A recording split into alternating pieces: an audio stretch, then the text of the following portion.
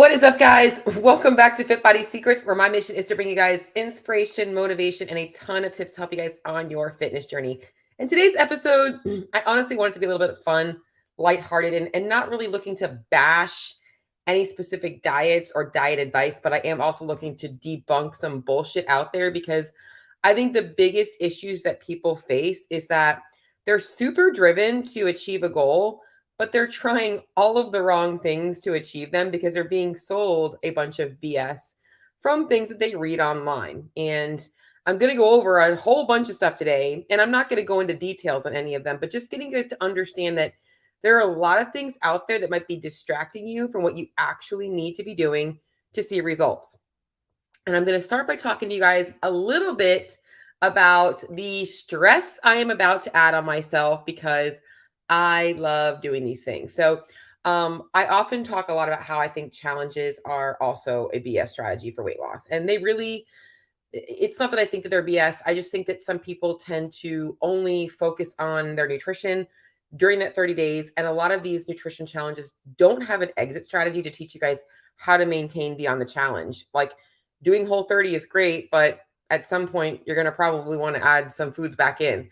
And not knowing how to do that can end up triggering people to either self-sabotage or obviously never get anywhere. So what I'm going to be doing is a 4-week summer sprint, the summer sprint challenge. It's going to be starting on May 1st and will go just before Memorial Day. And the real goal is to take people that are super driven to really see fat loss and they want to see fast results. They're willing to do the work if they know the right work to be doing. Now, this is going to be on an application-based only acceptance to the program. I am not going to be just letting anybody in because I want it to be for people that are actually ready for this. It's not going to be super strict, but there is going to be some parameters there because if you guys want to see fast results, I'm going to show you guys what it takes to achieve fast results that actually last. And beyond that 4 weeks, you'll be able to have the opportunity to continue on, or you've got enough knowledge to hopefully help you obviously feel like you can look pretty good for your Memorial Day weekend. So that is going to be coming up. There's going to be a weekly meeting. You'll be able to come on those live or you'll be able to ask questions. And then you can obviously watch the replays, whatever works best for you. I do a lot of these. I usually try and do a challenge about 4 times a year. I just think it's a great way for people to kind of like refocus and refresh.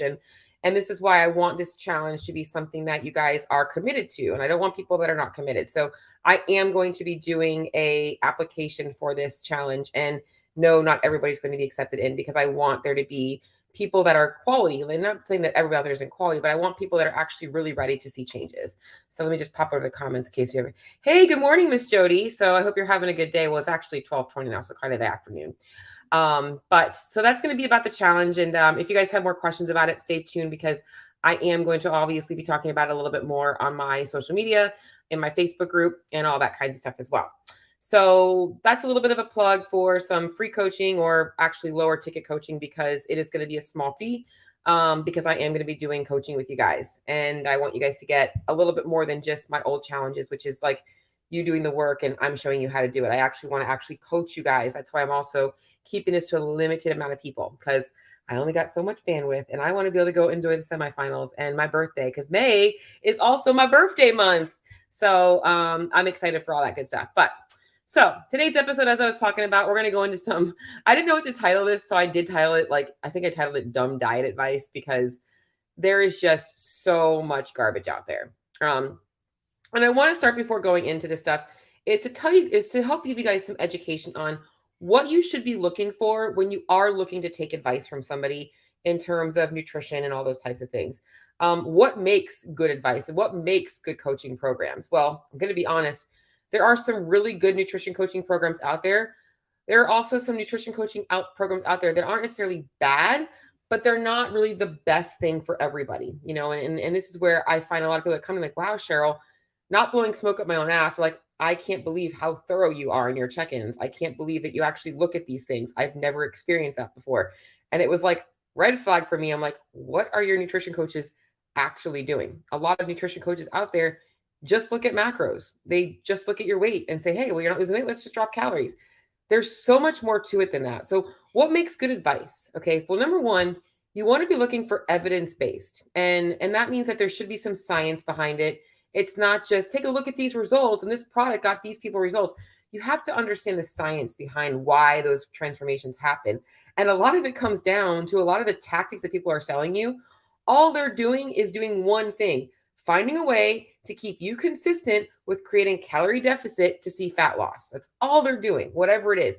The supplements, the strategies, none of that stuff matters. That is the bottom line, what they're trying to do. And that's why with my coaching program, there isn't any specific diet protocols.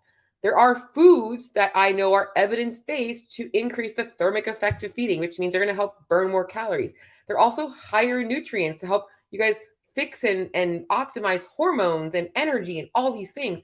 So I give you guys all the science-based foods you should be eating, along with the amounts of them that you need based on your feedback, based on your specific goals, based on your specific training program. And I'm not the only coach out there that does that. I'm just telling you guys, this is what I do. There's a lot of coaches out there that are going to do the same thing. But there's also a lot of coaches out there that don't do that very same thing. And that's what you want to be looking for in a coaching program. If you're going to pay for a coach, you want to pay for somebody who's actually going to give you the full coaching that you deserve. Okay. Other things to look out for when it comes to advice is it too good to be true? I wanted to start my own little, what do they call it? An acronym, TGTBT, because too good to be true. Like, are they selling you achieve these results in 30 days? This is going to be effortless for you. Guys, a lot of that shit is going to be bullshit. They're trying to sell you something. And in fact, a lot of those transformations, I can go off on transformation photos. Guys, do not buy into transformation photos. Here's why. Okay. So a lot of these companies want their clients to get really fast results and really dramatic results. Why? Because now they have a dramatic before and after photo to show you.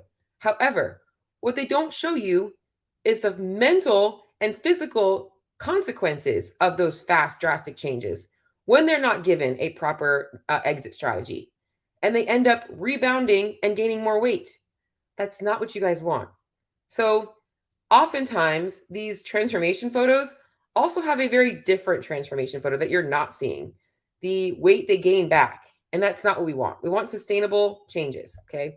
So at the end of the day, even if you can't get to your goal weight, you kind of get into a place where like, I'm just not mentally in a place to go any further. Everybody that leaves my program, I want them to maintain their weight loss. I don't want them to regain their weight. So whatever, if they get to their goal or they're kind of like, I'm just burned out, I need to quit a little bit early, they should be able to maintain the weight that they have lost. That's a very important part of a good coaching program. All right. So going into some of the dumb diet advice, and I'm going to start, guys, I have so many written down and I didn't even touch the surface of all of them. But we're going to start, I kind of try to categorize them a little bit for you guys. And I'm going to start with one of the first ones. And I actually made an Instagram reel about free foods yesterday. This is a great piece. As long as it's healthy, eat as much of it as you want. That there's actually foods out there. It doesn't matter how much you eat of them, just they're free. A lot of people think vegetables are free. A lot of people think that even proteins are free. I mean, we can go into Weight Watchers, but like there's a list of free foods that I pulled up from Weight Watchers that are free. I think I still have it on my phone. I should look. But it's like bananas and pears and apples. And there's just so many things on there. Eggs, all of these things on there that are quote unquote free. And I'm like, how are any of these foods free? They all have 3 eggs is 210 calories. Okay. Like that's not a free food. And it's about 15 grams of fat. Like that's not a free food. So there are no free foods. Now, I'm not telling you guys you shouldn't be eating healthy foods. You got to eat healthy foods to get good nutrients in, but it doesn't mean that calories don't matter. Second thing I wrote down here was on the opposite, as long as you count calories, it doesn't matter what you eat. This is another big problem because even though there is some truth to that, meaning I can lose weight eating, 1,000 calories from pizza or 1,000 calories from broccoli, it's going to be very different in terms of how I feel and the ability to be able to maintain that long term. Hunger, leptin levels, nutrient deficiencies, hormone imbalances, a lot of things are going to make it very hard for your body to function long term. It's essentially starving your body of nutrients. So it can't just be eat healthy, eat as much as you want, or count calories and eat whatever you want. Neither of those two schools of thought are going to get you results. So we want to find something different. And the last one I put on here is as long as you cut out carbs, you don't need to worry about calories. Or as long as you cut out fat, you don't need to worry about calories. This is so wrong. Like, carbs are not the problem. Fat is not the problem. There is really no problem category of food. So you guys have to realize that there's a balance of knowing what you should be eating, quality, and how much of that you should be eating, quantity. So, and that's really, really important for everybody to understand. So wanted to go over those tips. Those are like the main overarching themes that people run into. When I was eating paleo, man, I was smashing food. In fact, I have no problem eating protein. Like, gotta love paleo for that, because I was literally, you take me to Texas Day, Brazil, and give me that green card. I was just like, bring it on, meat sweats all day. I had no problem putting down things like, almond butter and avocados and nuts and dried fruit and bacon wrapped dates and all the proteins, but it also was negatively impacting my body composition and was not fueling my performance. So all that stuff doesn't really matter. All right. Let's go into some more of the specific ones that I've heard of here. Okay. Other things. And the reason I'm saying these guys is if you guys are trying to lose body fat, increase your performance, you guys are really looking to get leaner, get healthier, get fitter. A lot of these things are distractions from the main principles that I just discussed. And I want to be able to help you guys with that. That's also why I'm doing my summer sprint. So let's go down the rabbit hole now of some of the other things I hear as far as bad nutrition advice. You got to cut out all processed foods. Guys, most foods are processed. In fact, anything that's canned, bagged, frozen is processed. You have to realize that processing is part of, making foods fresh, keeping foods fresh, and obviously safe to consume. So we can't just demonize processed foods.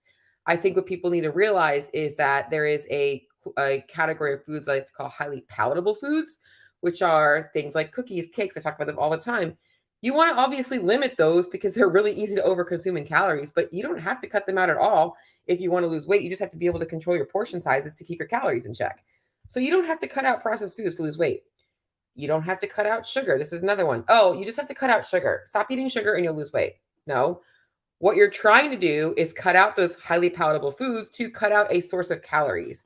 And sugar is not the enemy. In fact, most of your carbohydrates, all of them, in fact, will at some point become simple sugar in your body. So sugar is also not the enemy. Sugar does not, yes, in isolation, if all I was doing was having table sugar, I am going to have a spike in my blood sugar and then a drop. But including sugar in your diet is not a bad thing. By the way, I think people think that by replacing sugar with honey, it's like better. It's the same fucking thing. So like, just because it's not labeled sugar doesn't mean it's not still sugar in your body. But they're not labeling honey as glucose, right? Or sucralose or sucrose. They're just labeling it as honey or table sugar. So you got to get out of that routine. Another big one, I see this as a huge problem with people that are trying to make lifestyle change with their nutrition, is they avoid salt. They're so conditioned to be like, I've got to eat everything without salt on it. So their food tastes like shit. They're literally not flavoring their food because they're afraid of eating salt. They're like, well, it's going to cause me to retain water. No, it's not. And what is so wrong with water in our body? Like, our body is made up of primarily water. Having water in your body does not mean that you're fatter. Having more body fat makes you fatter. Salt does not make you gain body fat. So if you have a heart condition and the doctor tells you that you have to avoid eating salts, that's a different story. But for the sake of changing your body composition and for being healthy, if you don't have any heart problems, you should not worry about salt intake. In fact, if you live in a hot climate, you likely should be having a little bit more salty foods to help replace the sodium that you're losing when you're sweating. I just got done working out a little while ago, and my clothes were drenched and I literally had to change. So I know I sweated out a ton of water. All right. So that's another thing. Don't stress about that. And those are just some of the simple ones. Now let's go to some more specifics. Avoiding specific foods or specific food groups. People are being told that if they want to lose fat, they got to cut out an entire school of foods or an entire macronutrient. So they're cutting out carbs or they're cutting out fats altogether. Or they're like, if I cut out dairy, maybe I'll lose weight. If I cut out gluten, maybe I'll lose weight. Maybe I'll go on the carnivore diet to lose weight. Maybe I'll go on the vegan diet to lose weight. Guys, all it comes down to is calorie control. Now, your macronutrient breakdown is also going to factor into how many calories you can diet on. If you're eating a higher protein, higher vegetable content diet, you can probably diet on higher calories than if you're eating a lot of processed foods, because the thermic effect of feeding. Once again, I'm going to feed you guys science and evidence because that's what you need to hear. You don't need to hear bullshit marketing tactics. That's what I'm here to talk to you guys about. All right. So that's just going over that. You don't have to cut out any specific food groups to lose weight. How about this one? This is a big one. Even I fell into this trap when I was eating paleo. Eating more fat helps you burn more fat. This is a very BS thing. And this whole keto thing has got me like, thank God the trend is dying, because I think people are realizing like, not really working for me, not very sustainable. They often see a lot of results. It stalls out and they're like, fuck it, I'm going back to eating carbs again, right? So why cut out the carbs? You lose weight just to put it back on? So just as bad as, those dramatic transformations. Eating fat does not help you burn more fat, all right? This is an episode in itself, all right? When you go on a ketogenic diet or a low-carb diet, calories still count for losing fat. So the only reason you're losing fat is because you've restricted calorie intake. If you cut out an entire food group, you cut out an entire source of calories, all right? When it comes to burning fat versus carbs, eating fat does not mean you burn more fat. It just means that you don't have any carbs in your body. So the source of fuel that you're burning is fat. It doesn't mean you're burning more fat. So eating dietary fat and burning body fat are two very different things.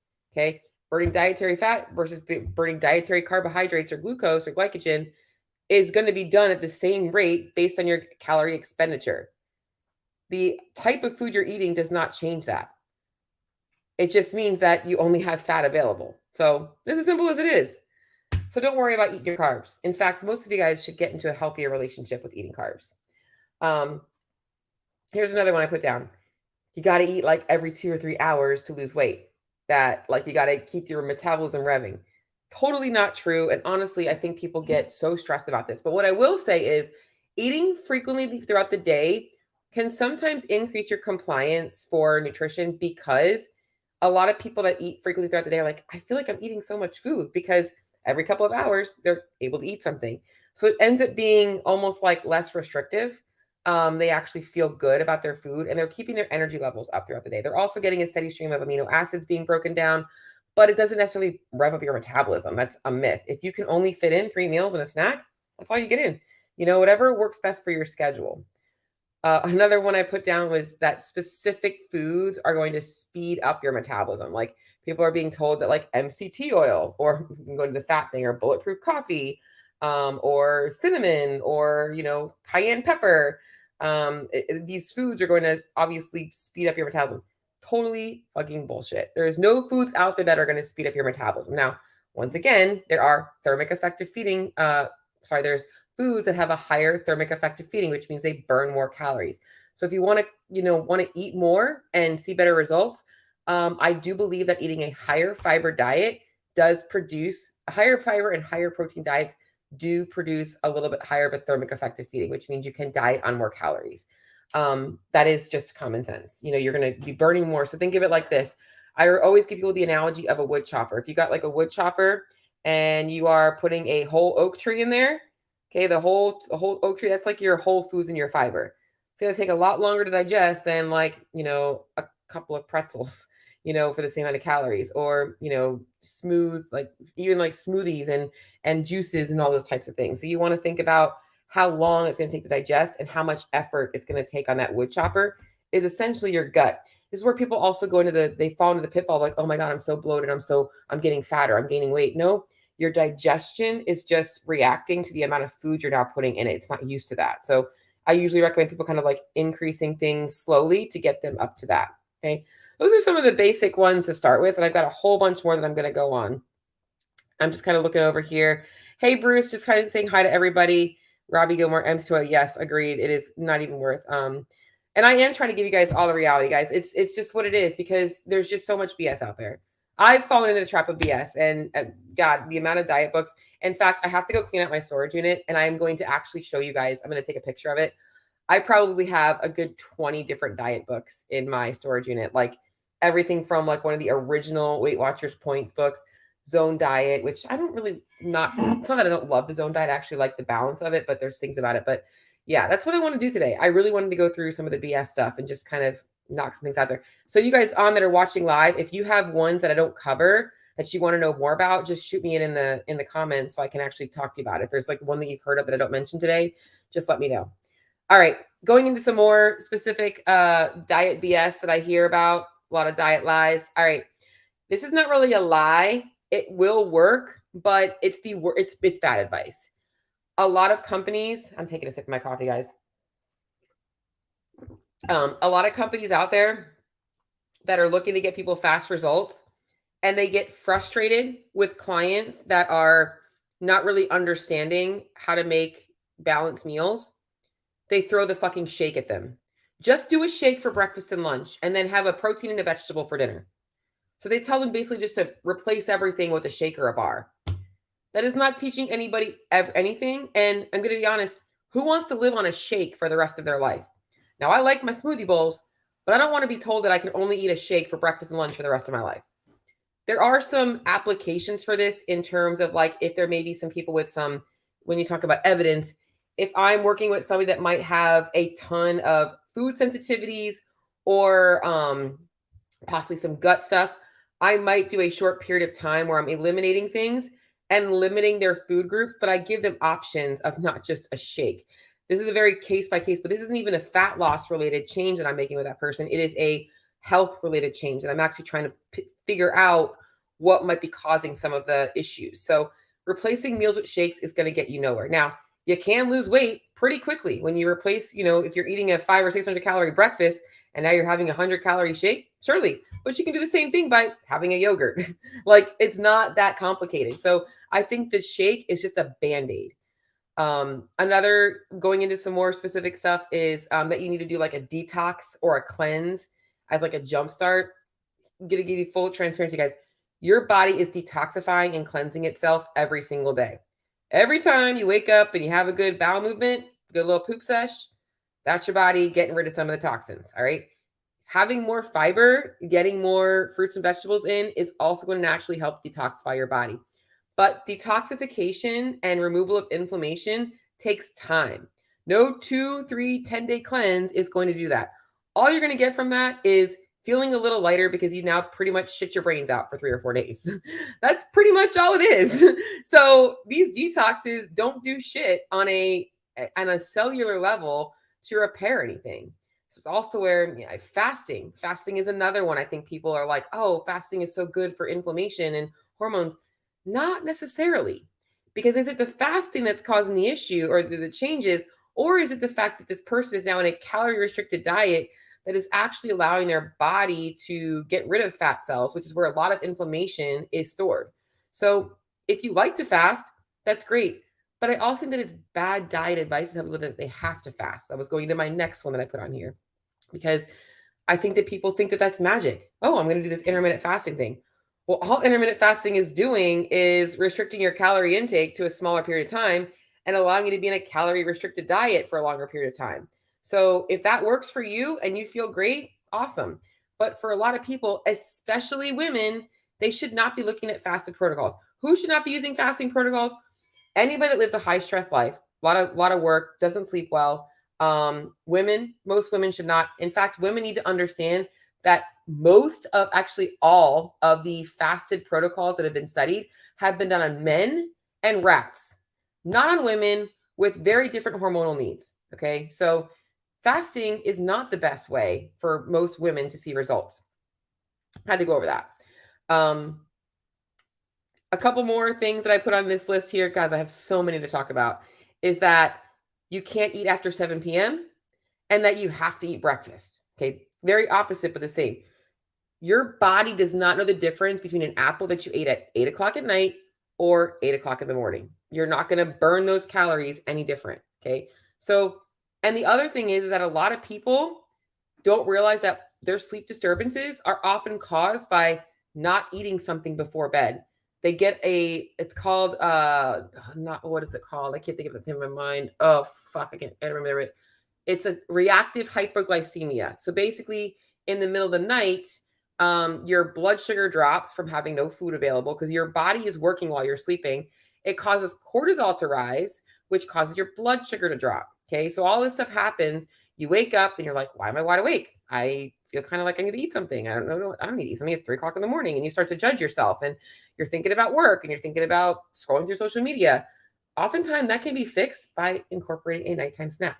So you can eat after 7 p.m. I don't recommend something super heavy because obviously we don't want to be having to get up and go to the bathroom. We don't want to have all that stuff sitting in our belly that's going to be like, really gurgling and making us feel uncomfortable while we're sleeping. But you should definitely eat a meal before bed. I always eat a meal before bed. I like my smoothie bowl with some cereal on top.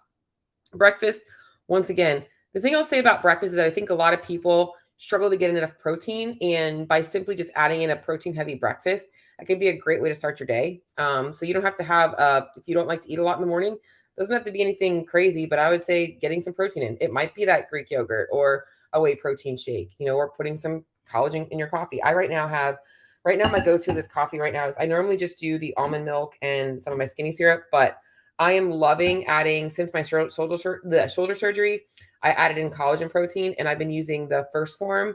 Right now I had their French vanilla. So far, my favorite flavor has been the peppermint bark, though. That's been awesome. Or peppermint mocha. It makes the coffee just a little bit creamier, almost like a latte, and I love it. So, but once again, breakfast is up to you. All right, now we're going to go into a couple more things that I got on here to talk about.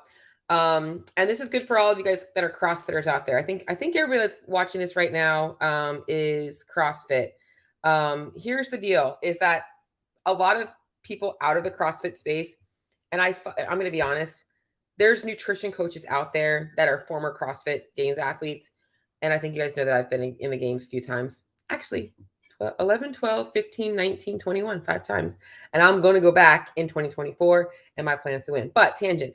All you hear about from a lot of, not all, but a lot of them talk about how broken CrossFit made them and how their body got so lean when they stopped doing CrossFit.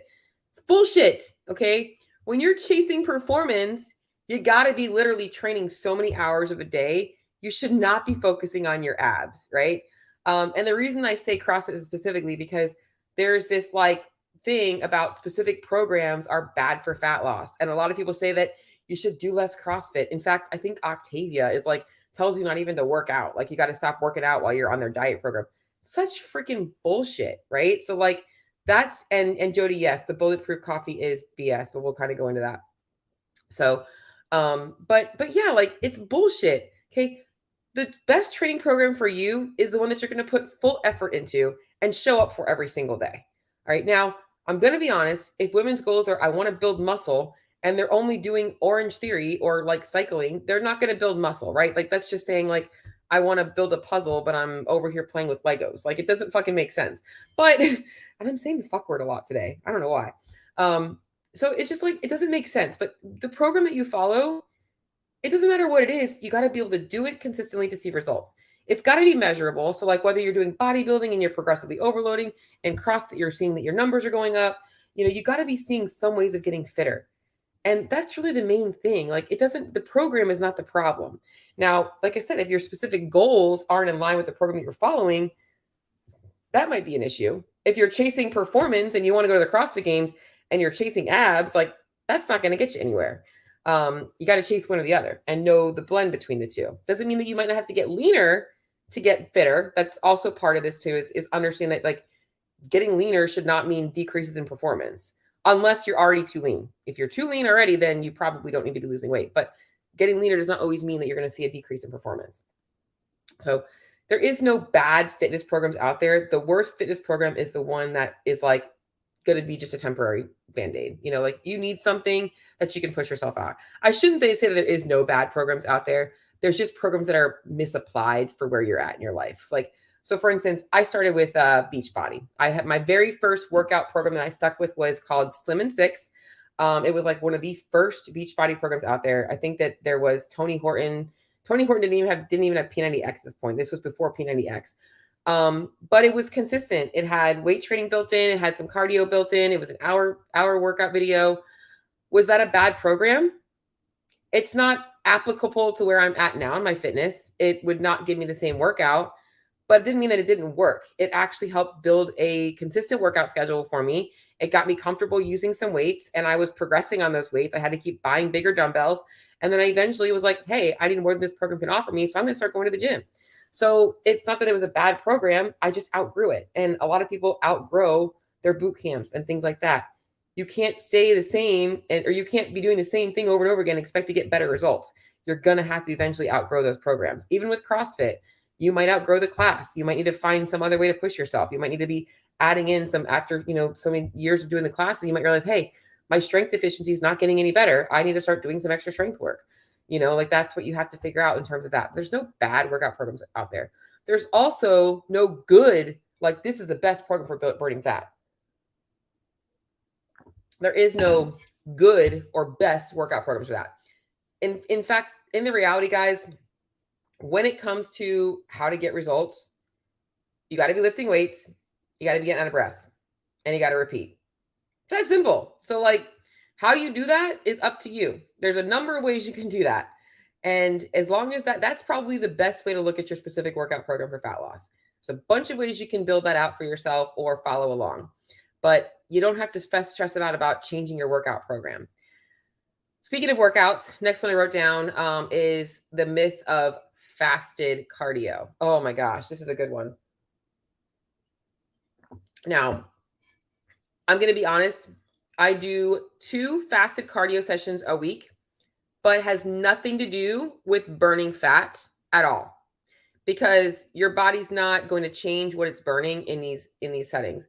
Once again, if you're trying to create fat loss, calories in, calories out, we're trying to create that calorie deficit. Fasted cardio does nothing for you in terms of increasing your results. In fact, it might actually hinder your results, because in a fasted state, you are also likely going to move a little slower. So your intensity is going to go down. Now, I think people also don't understand what fasted cardio is. All right. So when you eat before bed and you wake up in the morning, you're really not training fasted, because your body is going to be utilizing that last meal of the night and whatever you eat the next day as glycogen for that workout. You won't actually be depleted of glycogen until about an hour in. At that point, then you're tapping into fasted cardio. So in reality, like I think Bruce Wayne, I think you do some of the fasting protocols on the weekends. So essentially, I love that. But there's your book title, From Horton to Glassman. I freaking love that. Bruce, I believe you do the fasting on the weekends. So essentially, Bruce is fasted for maybe call it 2 days. On Monday morning, if he doesn't eat before his workout, he is training fasted. Now, that's not the best thing for fat loss. Why? Because, like I said, you're going to be depleted. Your body's not going to burn as many calories because your intensity is going to be a little bit lower. What I use those fasted sessions for is more of a mind thing. 100% transparency is that in the CrossFit Games, you often will find that there's times where like you don't have time to eat a meal, or if there's whatever a case in a competition where like I didn't have a chance to eat something beforehand. I need the confidence of knowing that my body can still push itself in a state where I didn't have fuel on board. It's more of a mental thing than anything, and has nothing to do with fat loss. The other reason I use it is that on my Thursdays, that's my rest day. I try, and because I'm fucking starving on my rest day, full transparency, I could literally eat a freaking bulldozer full of food. Like I am always hungry. But on my rest day, I know that I'll be thinking about food a lot more. So I do try and push off my first meal a little bit longer. So whereas I usually train twice a day, I normally get up, coffee, food, let that digest for about an hour, and then I work out. On my active recovery Thursday, I typically will drink my coffee, go work out, because I'm not going to work out the rest of the day. So I will do that first, put off that first meal just to save myself the calories for later on. Has nothing to do with the fat loss benefits, everything to do with like, hey, I'm going to control my calories better if I just skip that morning meal. That's the only reason I use it, and the only reason it really works, guys. So if that works for you, go for it. But just know that your intensity is going to be a little bit lower. And I'm okay with my intensity that day being a little bit lower. Another big myth or fat loss stupid diet advice is that you need, this goes along with the fat burning foods, is that you need specific supplements to see results. That you need to be taking like CoQ10 or MCT oil or, whatever the freaking supplements are. Guys, there's no supplement out there. Even a lot of these fat burners, all they do is increase the thermic effect. So you end up sweating and maybe moving a little bit more. But That's all they do. You honestly want to do something and save yourself some money? Make it a point to fucking walk. Like, that's the dumbest thing that people need, or easiest way to gain weight. That's the smartest advice. You want a better fat burner? Like, walk more. Plain and simple. When I increase my step count, I always drop weight. Not that I'm trying to, but like my weight always drops. So, but people undervalue the just those little changes and how that can make such a big difference. Man, I'm already 35 minutes into this episode. I'm like on fire right now. I'm actually getting close to the bottom now. Okay. All right. Going into some more dumb diet advice. And this is a big one for those of you guys out there that really struggle with the mindset stuff. Like, maybe you feel like you've been trying to lose weight for so long and it's just like you're so over it that you just want to give up. Okay. The one piece of advice that I hear thrown around a lot is like, you just need to eat less and you just need to move more. Okay. It's not that simple. And it is that simple, but it's also not that simple. Yes, we need to create a calorie deficit, but when you're telling that to a woman who is working, or a man working 60 to 90 or 60 to 80 hours a week, juggling 3 kids, trying to go to the gym, trying to take care of the side hustle, trying to get sleep, taking care of the pets, dealing with extracurriculars, eating less and moving more is the least of her problems. All right. So, and oftentimes you have to understand the application of this. Sometimes people are moving entirely too much. I've got some people that are like doing double cardio sessions and XYZ, and they're doing too much Orange Theory. I'm like, you're stressing your body out entirely too much. Eating less when you're already eating less is also not always a solution. I can't tell you how many people in the past, like probably this year, I feel like it's been more of a thing that I feed clients more and they get better results. I've had more people come to me needing reverse diets than actually needing to eat less. And they lose more weight eating more. It's just an amazing thing to see happen. So I actually think I'm going to showcase one of my clients in one of my next episodes so you guys can actually see this, because I just had this talk with her yesterday. When she first started with me, she was at 1,800 calories and we were in a cut, and she cut some weight. Now we've built her calorie intake up to about 2,500, 2,600 calories a day. And now she's down to cutting on about 2,100 calories a day. And she's down over 30 pounds and looks freaking amazing. And by the way, she's like crushing her gym routine. So it's not always eat less, move more. There's a lot more to it than that. All right. Now we're going to go into some of the more fun ones. I got 2 big ones here. All right. So I get this a lot. I just want to eat intuitively. Yeah, that's great. So you're going to keep eating the donuts. You're going to keep eating the snack food at the office. You're going to keep going to alcohol when you get stressed out, because intuitively, that's what you're being told to eat. Your habits have shaped those foods as what you go to. And if you keep eating intuitively, you're going to keep getting the exact same result. I talk about my program being about going from eating intuitively before you work with me, eating intentionally while you're working with me, going back into eating intuitively because you've eaten intentionally. And now the food you eat is going to be changing. Eating intuitively is the worst advice for people trying to lose weight. Worst advice, because you're realizing that the reason they're overweight is because their dietary habits have created the body that they have now. In order to change that, you're going to have to be a little bit unintuitive. Now, a piece of intuition that we never take away is a person's food preferences. If you're craving sweet, salty, crunchy, soft, hot, cold, what type of food you like, that should all be part of a well-built program. But just listening to your intuition isn't going to be the right thing for you guys to get results. Just saying that. Another piece of advice is this whole concept of like eating super clean and then giving yourself 1 day a week or a few hours a week or one meal a week where you can eat whatever the hell you want. Okay. What is this teaching people? Okay, my diet's so restricted that I need to have a night where I don't have to think about it. Well, what if your kid wants pizza on a Tuesday night? Now you can't have pizza on a Tuesday night because it's not your cheat night. You guys have to realize that the cheat meal mindset is and I had an episode on cheat meal mindset. It's horrible diet advice. And honestly, I think it leads to more binge tendencies than anything, binge restrict tendencies, which honestly keeps people stuck in the same cycle. Okay. So those are all of my topics that I had written down. I'm sure there's tons more that you guys are going to tell me about in terms of dumb diet advice, stupid diet advice.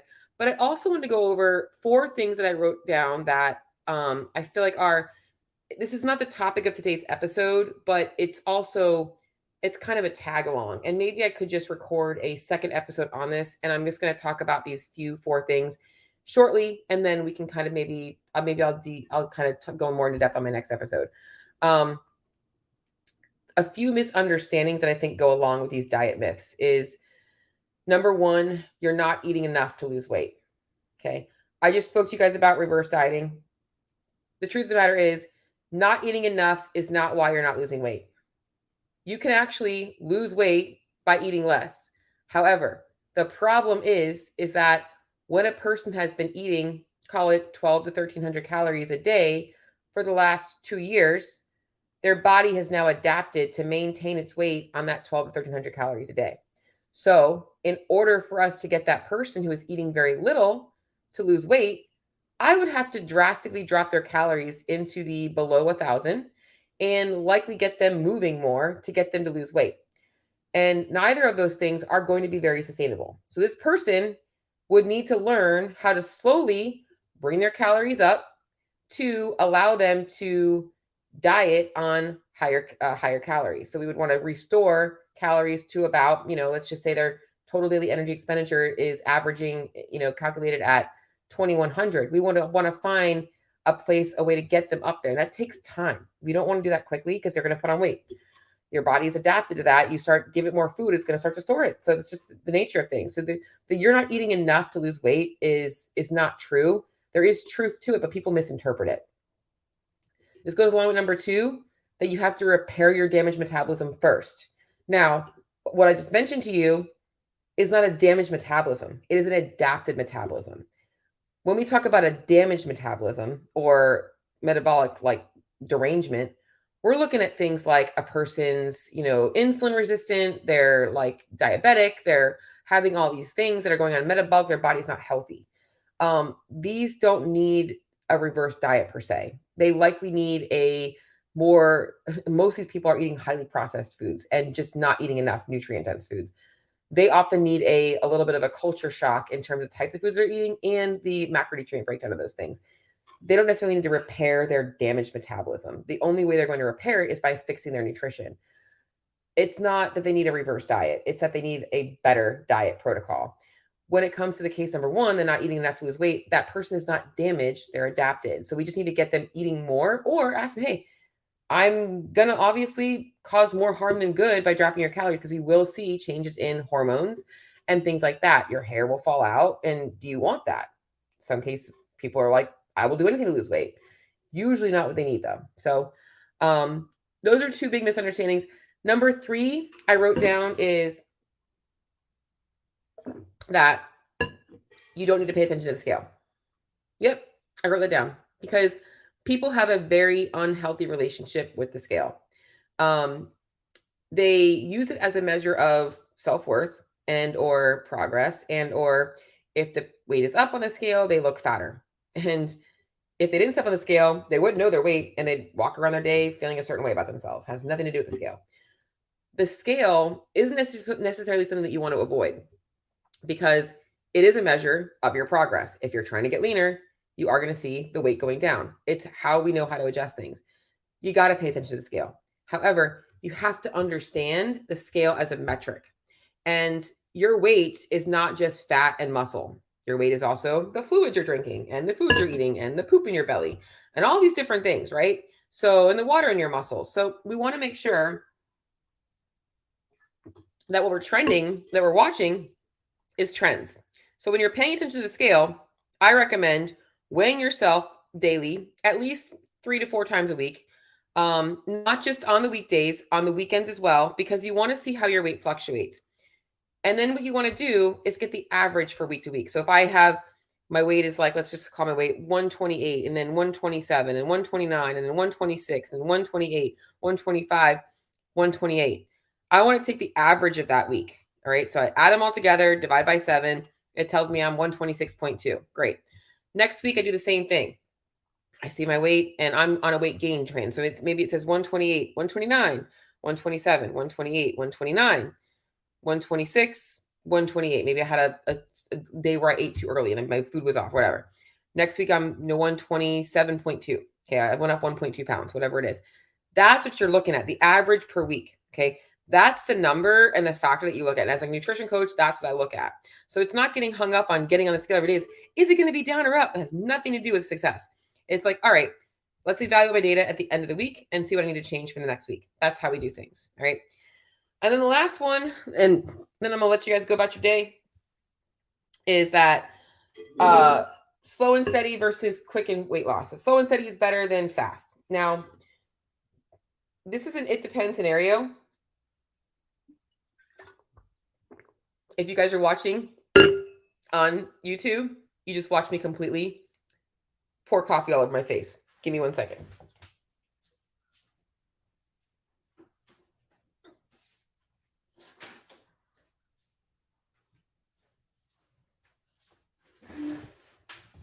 I'm in a freaking mood today, man.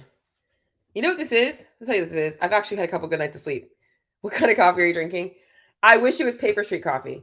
I love that. I have an espresso. This is just a Starbucks espresso pod, but I just literally went to drink and it just like went all over my face. But I'm done to the last one. All right. So slow and steady versus quick weight loss. This is an it depends scenario because you have to think about the number one factor is mindset here and how long a person has to go. So as I mentioned, I'm doing a summer sprint. This is going to be quick. It's not going to be about losing 30 pounds in 30 days, but we want to see a little bit more drastic results. Slow and steady is when you have 100 pounds to lose, you want to be looking at what works best for you. You know, some people are happy like just doing gradual loss, but the problem with gradual is sometimes people's metabolisms adapt very quickly, and that makes it very hard. Like they don't see as fast a progress. They might need a little bit more drastic changes and then breaks built in. There's not really a slow versus fast, but the real goal is understand that you want to have consistent changes. And for some people, like I said, intervals, we're like, all right, I'm going to go 4 weeks super hard, really focusing on fat loss. And then I'm going to go up maintenance for a couple weeks. And then I'm going to do the same thing again. That is mentally easier for them. So think of it this way. You got your people in the gym. Some of them like those long Murph style workouts, and others are like, I'd rather do like an every 2 minutes, a 15 calorie bike sprint. You know, me, the bike sprint, not going to be my thing. That's going to be very painful for me. The Murph workout, I can pace that pretty well, right? So it just depends on the person and how their mindset works. So that's all I got. All right. So by the way, Bruce, have you had the Paper Street coffee? Because I had it at Wadapalooza and I actually like really enjoyed it. Like that was a cup of coffee that I was like, I could totally like, I would buy this coffee online. And I'm not like really bougie about my coffee. I mean, I like my Nespresso, but anyways, but that's all I got, guys. Do you guys on that are listening live still, if you are listening, have anything to add in terms of like weird diet, like advice you've heard or anything like that? And I'm finishing this because after I finish with you guys, I'm gonna go out for my second session, which is some CrossFit. My morning session was just some rowing intervals and some bodybuilding style work and some sleds because I'm still in recovery from my surgery. I can't wait for it to be cleared for 100%. But do you guys have anything else to add today? Nothing? Jody, anything else maybe from you or Robbie? I like when you guys are on here and I'm in a good mood because I like to see if I can help you guys out with anything. All right. Well, if anybody wants more information on my upcoming challenge, I will be putting information out on that tomorrow on my social media and all that kinds of taking chia every morning increase. Oh, that's another good one, Robbie. Yep. Chia seeds. I get a lot about seeds being like magical. Seeds are going to fix all your issues. Like just literally, I should, if I was more creative with my Instagram reels, I have so many ideas. Like I could just pour seeds all over me. Like, oh, magical way to lose weight. But yeah, that's another good one. I mean, I think back to when I was in my paleo days and all the things that I heard about that were like magical for fat loss. But there was a diet I tried called the warrior diet. It's basically like fasting, whatever. So carb backloading, that's another one people do. But guys, I'm having a good time today. I hope you guys all have an amazing weekend. I'm looking forward to my next episode. We talk a little bit about my journey in terms of my little update on my shoulder. Give you guys a little bit of the 411 on that, and kind of like looking at what the off season has looked like so far for me, since mine started a little bit earlier, and going into where I'm going to be in the summertime, which is obviously hopefully getting back into some snatching and some jerking and all that kind of stuff is what I'm hoping for. I honestly was not looking to get back to muscle ups or snatches until I think it's August 1st. And I honestly think I will be okay before then, because I've been using the ring thing in my garage, which is a scaled muscle up essentially. And I feel pretty safe and comfortable with that. I will not do any kipping. And I can do kipping toes to bar now. I'm not going into this update now. It's been literally almost an hour of me talking today. So I'm going to go get my second session in. I hope you guys all have an amazing Saturday, and I'll talk to you guys all in the next episode.